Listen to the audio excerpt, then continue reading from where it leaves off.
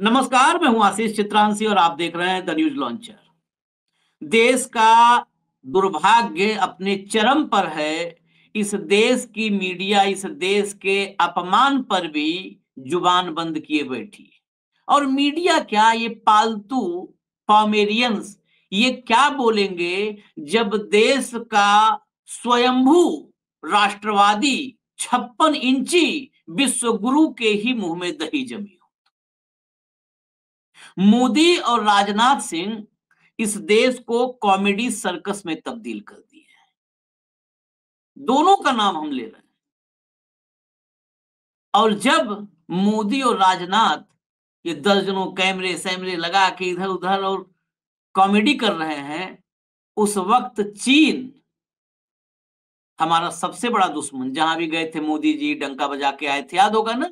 मोदी जी कहीं चले जाते हैं डंका बिना बजाए नहीं आते, वो डंका बज ही जाता है। यहाँ सब जो पामेरियंस हैं पी पी पी डंका बजाने लगते हैं। उस चीन ने, उस ड्रैगन ने भारत की गर्दन पकड़ी है, गर्दन। इससे ओपन सार्वजनिक रूप से ऑफिशियल स्टेटमेंट, एक एक शब्द में सोच के बोल रहा हूं, उसको गौर कीजिएगा। सार्वजनिक रूप से आधिकारिक बयान चीन ने दिया है कि अरुणाचल प्रदेश हमारे देश का अभिन्न हिस्सा, जिस अरुणाचल प्रदेश के रहने वाले लोग कई बार हमारे आप से बेहतर, बहुत सारे जो हिंदी भाषी हैं उनसे बेहतर हिंदी बोलते हैं। इस दिल्ली में आप नॉर्थ कैंपस में चले जाइए, स्टूडेंट्स आपको कितने मिलेंगे, सैकड़ों। उसको वो चीन कह रहा है कि भारत का तो कभी नहीं था भाई, ये हमारा हिस्सा है। ये उस विवाद के बाद हुआ है जब एक महिला, अरुणाचल प्रदेश की महिला, हमारे भारत की महिला, हमारी बहन, चीन में भारतीय पासपोर्ट की वजह से घंटों बेइज्जत की जाती है, तंग किया जाता है उसे। मामला उठा तो चीन ने उसको डाइल्यूट करने के बजाय कहा कि चीन चीन का है अरुणाचल प्रदेश। और आप सुबह से देखे होंगे मैकाले, आजकल मैकाले बहुत याद आ रहा है कुछ दिनों से, क्योंकि इस देश में बचा क्या है, इस देश में शिक्षा बची है, जिसके जरिए इस देश का talent America, Britain, Germany, France, Japan जाता है। उसको भी नाश कर दो ताकि यहीं पर कंधे पे कांवड़ उठा करके घर घर मोदी, हर हर मोदी बोले। वही एक बचा है तो सवेरे शाम तक मैकाले याद आता है। अरे मैकाले छोड़ो ना यार, मैकाले कब था, 1832 में। जिनपिन बगल में अभी बैठा है और बेइज्जत कर रहा है, उस पर जुबान नहीं खुल रही है। लाइए जरा हेमंत जी को लाइए, खबर बहुत महत्वपूर्ण है। लेकिन इस देश में पता नहीं रुचि किसकी होगी नहीं होगी, छोड़िए, किसी की रुचि हो ना हो, हमारी जिम्मेदारी है तो हम दिखाएंगे। स्वागत है हेमंत भाई आपका। जरा पहला स्क्रीनशॉट लाइए, मैं कॉमेडी पहले दिखा दूं तब गंभीरता पाऊं। बॉर्डर बदलते रहते हैं, क्या पता कल को सिंध भारत में वापस आ जाए। अभी कल की बात है। भक्त खुश हो गए, कल खूब चला अब सिंध भी लेंगे। पीओके तो ले लिया है, पीओके तो ले लिया, वहां पर तो आपको पता ही नहीं है। 51 दिन का हवन चल रहा है, 51 दिवसीय हवन वहां चल रहा है। पंडित जी लोग गए हैं वहां पे, स्वाहा स्वाहा कर रहे हैं। तो वो तो आ चुका है पीओके, अब सिंध आएगा कुछ दिन में। होनोलुलु, लास वेगास, कैलिफोर्निया सब आ जाएगा, क्योंकि बॉर्डर बदलते रहते हैं। क्या है, सब अपना है। जो अपना है, उस भारत के भौगोलिक भूमि की संप्रभुता इन लोगों से सहेजी नहीं जा रही है। अब अगली खबर दिखाइए, हुआ क्या देखिए। चीन ने अरुणाचल प्रदेश को अपना हिस्सा बताया, कहा भारत ने अवैध तरीके से बसाया, अरुणाचल में जन्मी महिला से बदसलूकी से इनकार। भीतर खबर लाइए, भीतर खबर लाइए, फिर सुनवा भी देते हैं हम। ये ऑफिशियल स्टेटमेंट है, बार बार कह रहा हूं। चीन ने एक बार फिर अरुणाचल प्रदेश को अपना हिस्सा बताया है। मंगलवार को चीनी विदेश मंत्रालय की प्रवक्ता माओ निंग ने कहा कि जांग नान, जो अरुणाचल प्रदेश का वो अपना चाइनीज नाम रखते हैं, जांग नान हमारा हिस्सा है, यानी अरुणाचल प्रदेश हमारा हिस्सा है।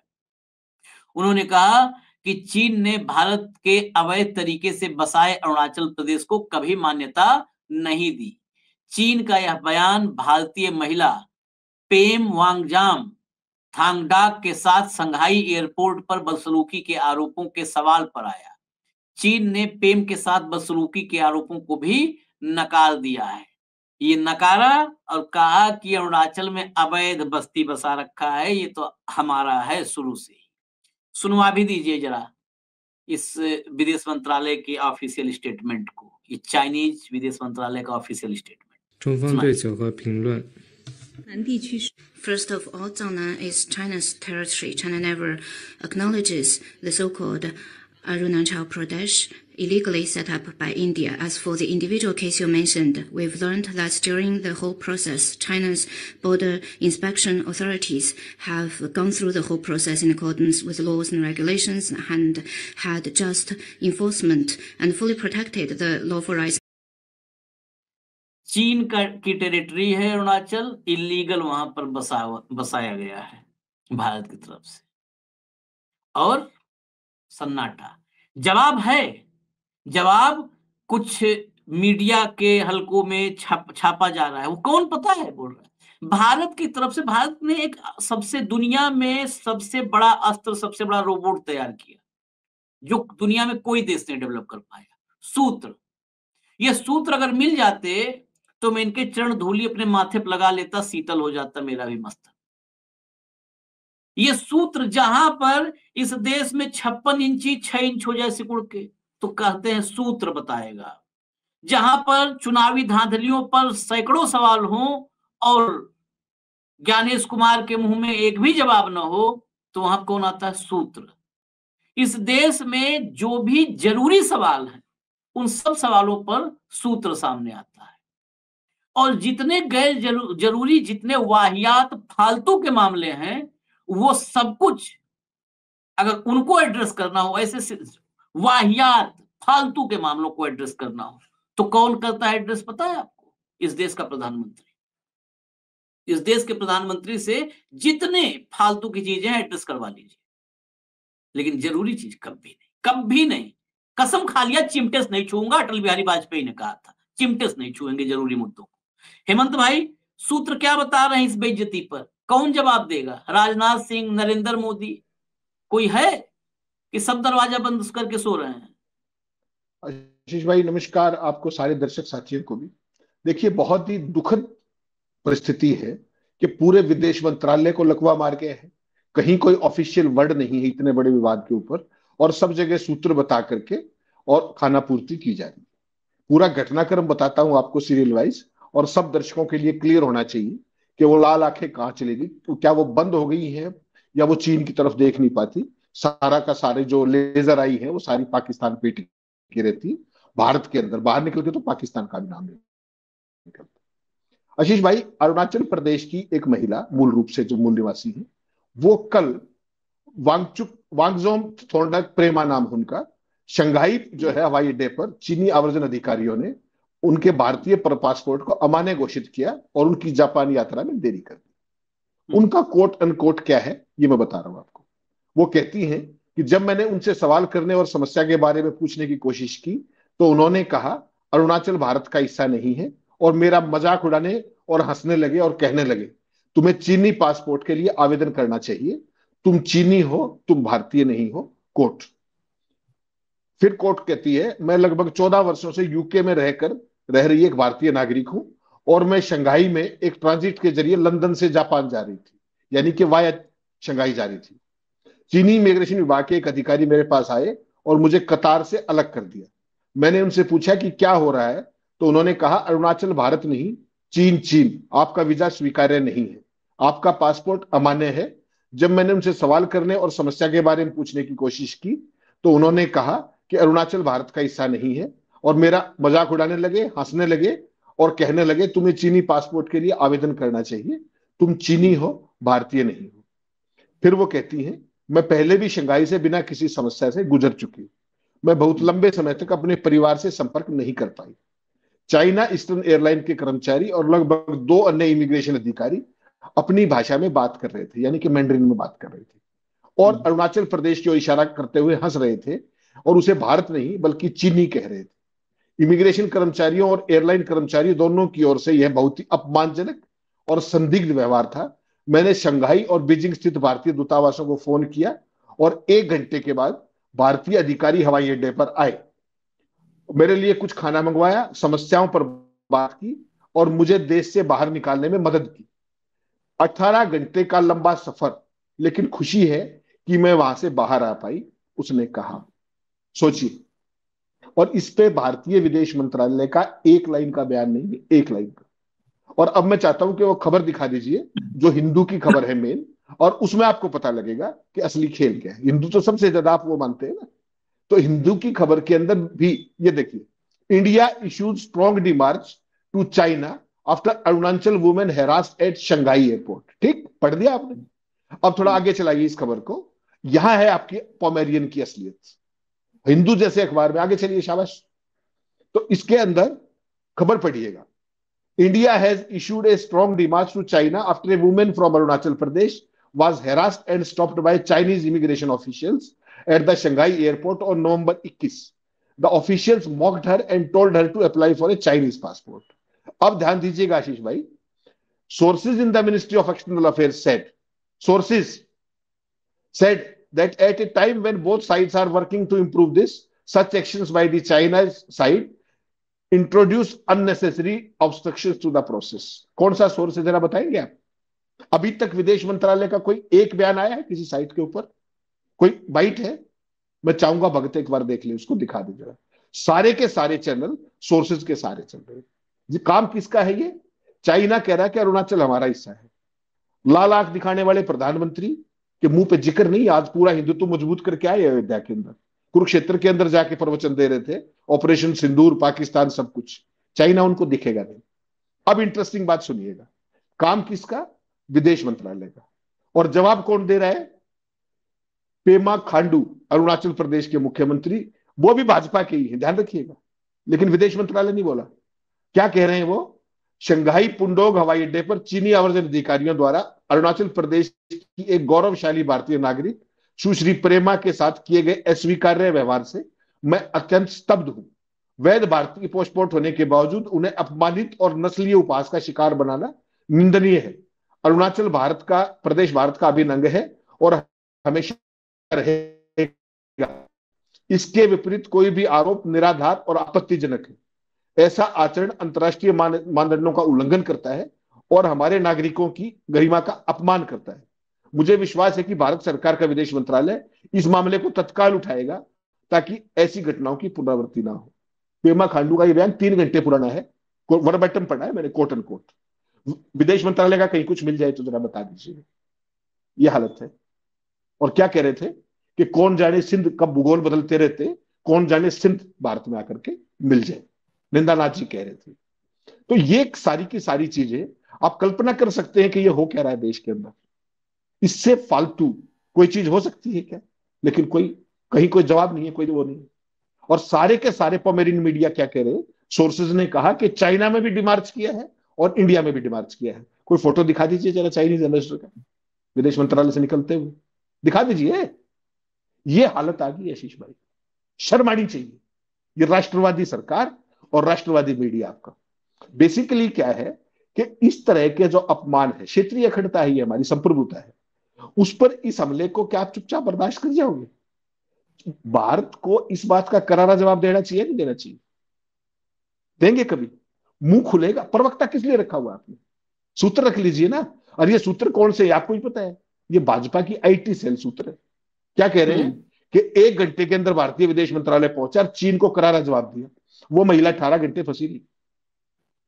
ये कह रहे हैं कि उसको तुरंत 1 घंटे के अंदर ये कर दिया। सोचिए, उस महिला का मैंने कोट एंड कोट बाइट बताया आपको जो उसने बोला है। ये हालत है कि पूरा देश उम्मीद कर रहा है कि जवाब देंगे और इनके मुंह में दही जमी हुई है। कहीं अयोध्या का राष्ट्रवाद, कहीं हिंदू धर्म को मजबूत कर रहे, कहीं कुरुक्षेत्र में जाकर के पाकिस्तान को ऑपरेशन सिंदूर बता रहे।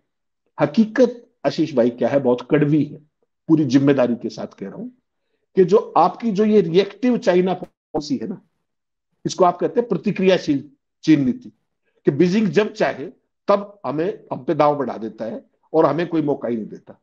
दिल्ली सिर्फ सूत्रों की आपत्ति के जरिए जवाब देती है। और यह सिलसिला कितने सालों से चल रहा है, आपने देखा है, आप सीनियर आदमी। जोखिम से बचने के लिए भारत कोई भी भाषा सीखने को तैयार नहीं, कोई जवाब देने को तैयार नहीं। ये हिम्मत नहीं है। चीन का नाम कभी सुना है आपने किसी संघी के मुंह से? पूरा बड़ा दिया अखंड भारत और पता नहीं क्या क्या, चीन का नाम नहीं आएगा। और अरुणाचल के ऊपर सरेआम दावा कर रहे हैं। क्या कह रहे हैं? बेसिकली क्या है, द्विपक्षीय तनाव के मूल मुद्दे जो क्या थे आशीष भाई, तिब्बत, उसको नाम लेने में भी भारत की सरकार कितना संकोच करती है। तिब्बत पर चीन का कब्जा है, ऐतिहासिक बफर क्षेत्र है, लंबे समय से उसके लगातार कब्जे की रणनीति को मजबूत कर रहा है चाइना, जिससे भारतीय सीमावर्ती इलाकों पर चुपके से कब्जा करने या धीरे धीरे उन पर दावा करने में मदद मिलती है।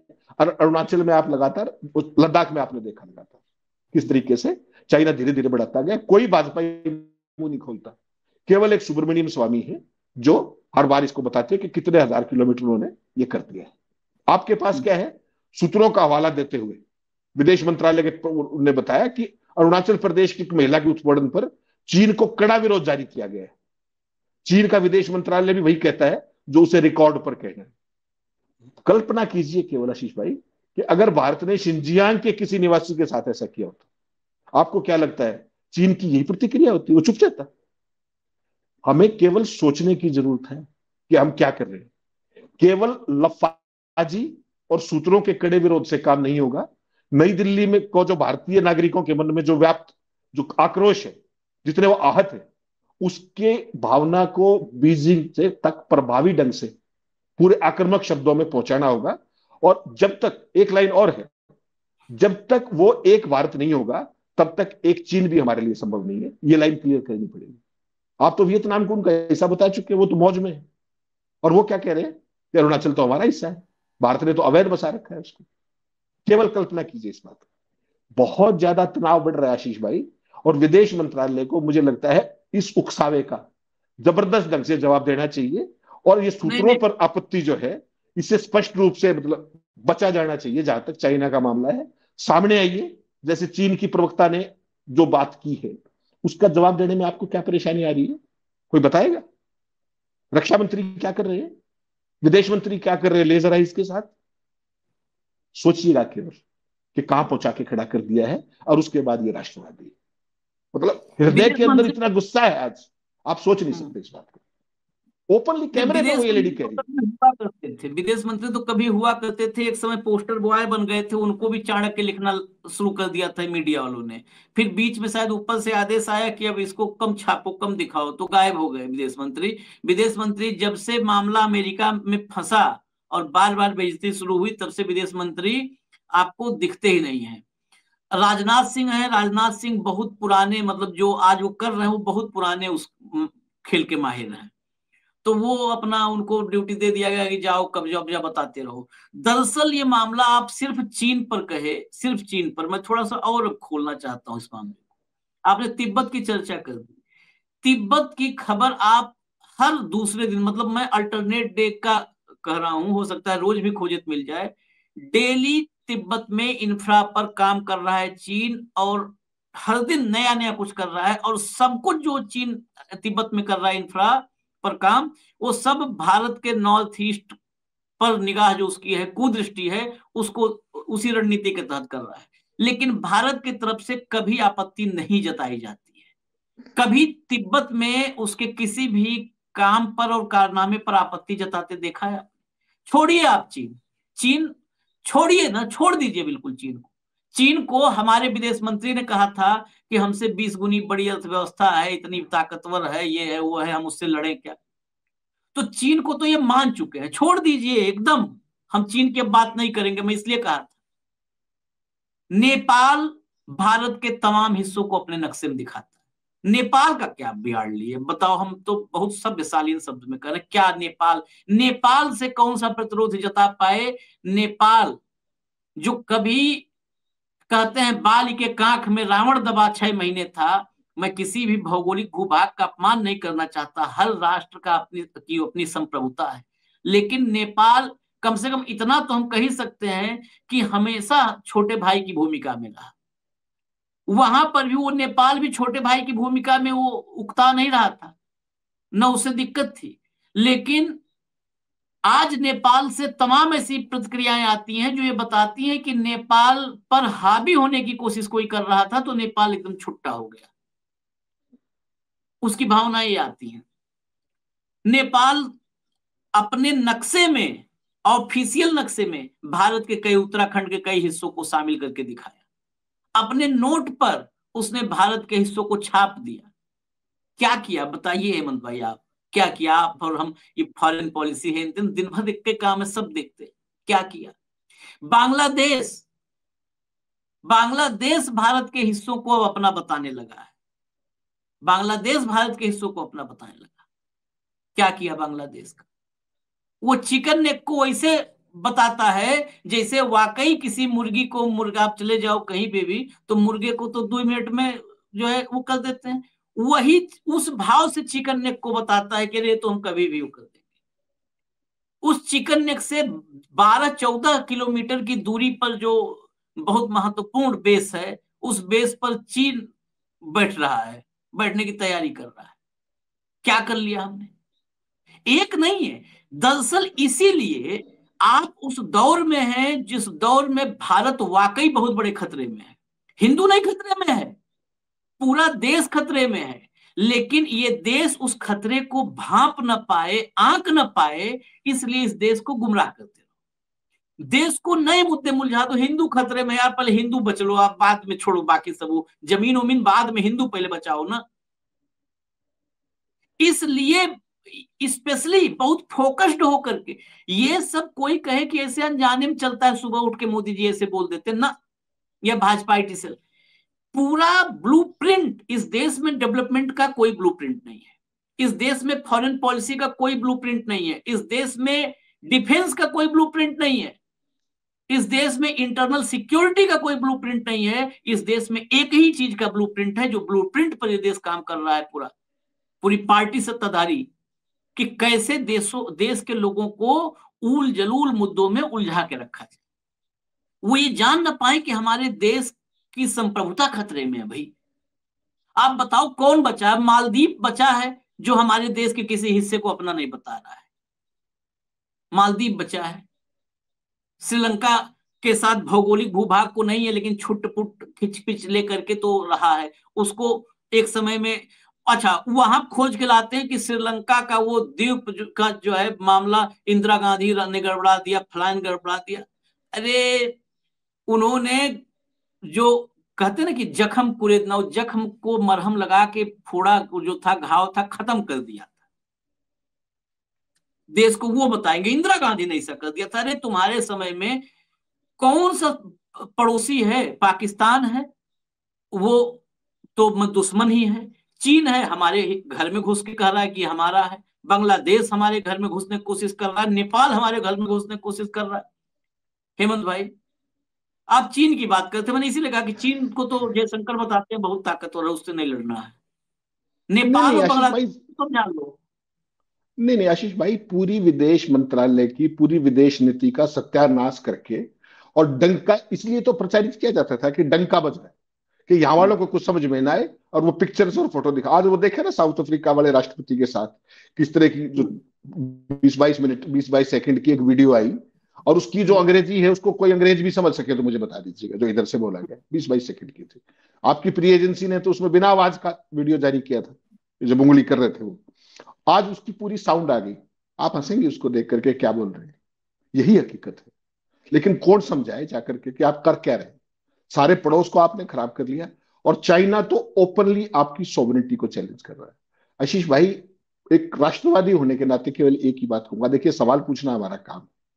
अगर चाइना जिस रास्ते पे जा रहा है ना, वियतनाम को उसका नजर 100% है, और ट्रंप जैसा महामूर्ख जो के वहां पे बैठा हुआ अमेरिका के अंदर, उसको किसी से कोई लेना देना नहीं। ना वो किसी इनका है ना उसका, वो केवल धंधेबाज आदमी है, धंधा कर रहा है सबके साथ।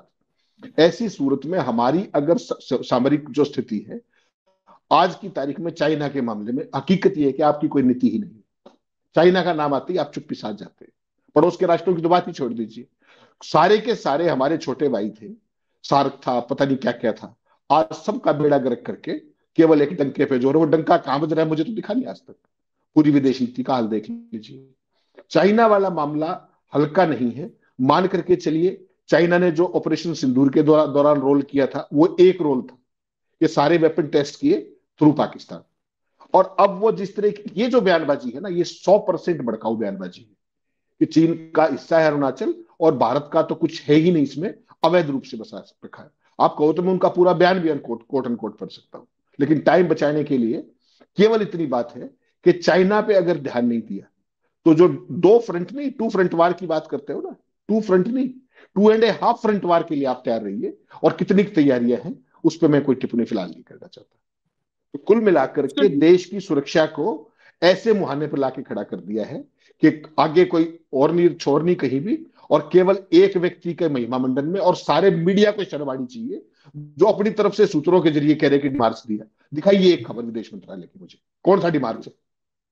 वहां पर कोई नागरिक अगर बुलाएगा तो हमारे दूतावास के आदमी तो जाएंगे, तो इसमें कौन सा डिमार्च कहां है इसके अंदर? मैं आपसे सहयोग मांगूंगा, आपको सहयोग देना पड़ेगा मुझे, मैं भारत का नागरिक हूं। इसमें डिमार्च शब्द कहां से आया? आपत्ति जताई कौन सी? दिखाइए मुझे विदेश मंत्रालय ने किसको बुलाया और कौन सा डिमार्च दिया, कोई बयान दिखा दीजिए। शर्म आनी चाहिए इस मीडिया को। इस देश का जो मीडिया है, मैं फिर वही बात कह रहा हूं आपको, अर्जित लोकतंत्र का गला दबाने का काम कर रहा है, इसके अलावा कुछ। शर्म क्यों आएगी? बेशर्म बन के तो यहाँ तक पहुंचे हैं। इतनी शोहरत और कामयाबी ही तो बेशर्मी की वजह से मिली है। आप कह रहे हो वही पूंजी ही वो छोड़ दें यार। बेशर्म ना होते तो इतनी शोहरत मिलती क्या इनको, बेशर्मों को? लेकिन हकीकत जो पता है, इससे भी ज्यादा दुखद क्या है, हम आप शो कर लिए, 10-20 हजार लोग देख लेंगे, वो जागृत लोग हैं, वो जग चुके हैं, वो देख करके फिर से उनको मन में आएगा कि क्या हो रहा है हमारे देश में। मैं फिर एक बात कहता हूं, मुझसे बहुत लोग असहमत होते हैं, हम अपने हमारे आप लोग भी, आप भाव कई बार होता है कि नहीं नहीं देश की जनता बहुत जाग रही है, जागरूक है। आप जाइए गांव में हेमंत भाई, मैं हरियाणा तो 20 दिन 15 दिन चुनाव में रहा, बाकी उत्तर प्रदेश में तो मैं बहुत वक्त गुजारता हूं और बहुत लोगों से टच में भी रहता हूं। गांव पता है एकदम अच्छा, आप क्लिप भी देखते होंगे जब चुनाव उनाव के समय जाते हैं बिहार में, एकदम गांव में या कस्बे में चले जाइए, शहर में मिलेगा आपको ऐसा आदमी, और नॉर्मली ऐसा मिलेंगे, कहेंगे क्या की मोदी, अरे डंका बज रहा है पूरी दुनिया में, सब डरते हैं भैया, कौन डरता? सब चारों तरफ डंका बज रहा है। दरअसल वो जो आप ये बहुत लोग कहते हैं, इसकी भूमिका को, गोदी मीडिया की भूमिका को, पामिलेंस की भूमिका को कम करके आंकते हैं बहुत सारे लोग, हम लोग भी, हम लोग जिस इको सिस्टम में हमको लगता है कि नहीं नहीं हम पूरा देश हमको कर रहा है, ये अभी भी बहुत बड़ा तंत्र है, करोड़ों लोग देखते हैं, ये दिन भर देखते हैं डंका बज रहा है, डंका बज रहा है। उनको मूर्खों को पता नहीं है, ये सही शब्द का इस्तेमाल करूं, पता ही नहीं है कि देश की हालत क्या है। उन्हें क्या पता है? उन्हें क्या पता है पेम, उन्हें क्या पता है पेमा खांडू, उन्हें क्या पता है जो है क्या अरुणाचल प्रदेश नक्शे में कहाँ है, पता ही नहीं है। वो डंका बज रहा है। मोदी जी बहुत तगड़ा जवाब दे दिए, चीन उन सब डरे बैठे हैं, जिनपिन वगैरह, जिनपिन खत्म कर देगा, अगर मोदी जी से टकरा गया जिनपिन तो खत्म हो जाएगा, चीन खत्म, फिनिश, एक लाइन में। अब आप समझाते रहो ना फॉरेन पॉलिसी। फॉरेन की तो अंग्रेजी में स्पेलिंग ऐसी है कि इस देश में 99% आदमी से लिखवा लो, तो वही है, स्पेलिंग भी पता नहीं अंग्रेजों ने जानबूझ के शायद इतना टेढ़ा बना दिया था कि फॉरेन पॉलिसी की बात हो तो सब, जब फॉरेन समझो तब ना फॉरेन पॉलिसी समझो। खैर, इजाजत दीजिए, देश का वक्त ऐसा है, इसको इसीलिए अमृतकाल मोदी जी ने दिया है नाम।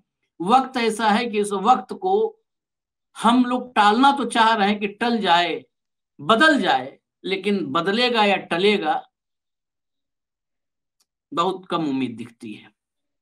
धन्यवाद, धन्यवाद आपको, बहुत बहुत धन्यवाद, पूरी खबर आप खोले लेके आए। नमस्कार।